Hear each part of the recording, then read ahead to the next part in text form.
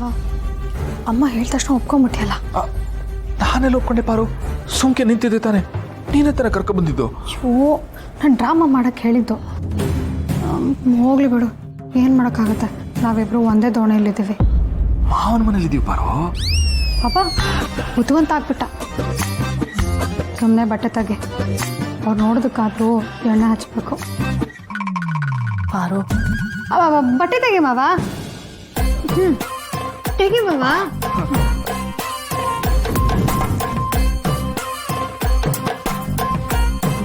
ಇಟ್ಕೊಡು.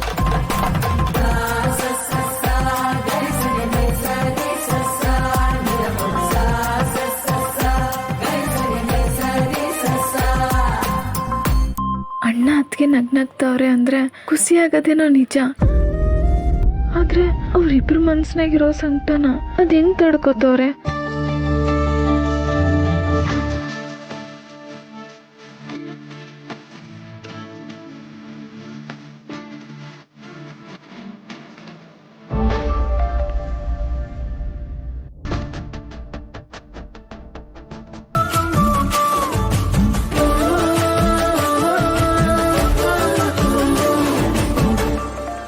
ಅಯ್ಯಯ್ಯೋ ಮಾವ, ಎಷ್ಟು ಸ್ವರ್ಗೋಗ್ಬಿಟ್ಟಿದ್ಯಾ ನೋಡು. ನೀನೇನು ಯೋಚನೆ ಮಾಡಬೇಡ, ನಿಂಗೆ ಏನೇನು ಬೇಕು ಅಂತ ಒಂದು ಲಿಸ್ಟ್ ಮಾಡಿ ಕೊಟ್ಬಿಡು, ನಾನು ಮಾಡಿಕೊಡ್ತೀನಿ ಆಯ್ತಾ?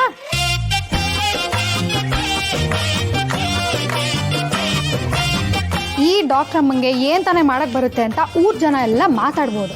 ಆದರೆ ಡಾಕ್ಟರ್ಗೆ ಮದ್ದು ಕೊಡೋಕ್ಕೂ ಬರುತ್ತೆ, ಮುದ್ದೆ ಮಾಡೋಕ್ಕೂ ಬರುತ್ತೆ. ಏನಂತೀಯ?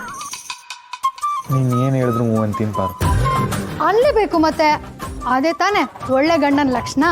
ಹಂಗಂತ ನಾನು ಏನು ಹೇಳಿದ್ರು ಎಲ್ಲದಕ್ಕೂ ಹ್ಞೂ ಹ್ಞೂ ಅಂತ ಹೇಳಬಾರ್ದು. ಯಾವ್ದು ಸರಿ ಯಾವ್ದು ತಪ್ಪು ಅಂತ ತಿಳ್ಕೊಂಡು ಹ್ಞೂ ಅನ್ಬೇಕು. ಏನು ಮಾವ, ಏನು ಮಾಡ್ತೀಯಾ? ಸರಿ ತಪ್ಪು ಯಾವುದು ಅಂತ ಲೆಕ್ಕ ಆಗ್ತಾ ಇವನಿ. ಒಳ್ಳೆ ತಮಾಷೆ ಮಾವ ನೀನು. ಅಮ್ಮ, ನಮ್ಮ ಯಜಮಾನ್ರು ಹಿಂಗೆ ತಮಾಷೆ ಮಾಡ್ತಾನೆ ಇರ್ತಾರೆ. ಹೆಂಡತಿ ಜೊತೆ ನಗೋ ಗಂಡ ಸಿಗೋದಕ್ಕೆ ಪುಣ್ಯ ಮಾಡಿರ್ಬೇಕಮ್ಮ. ಏನಂತೀಯ ಮಾವ?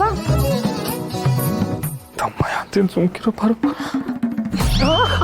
ಅಯ್ಯೋ ನೋಡಮ್ಮ, ಮಾವನು ಹೂ ಅಂತಿದ್ದಾರೆ.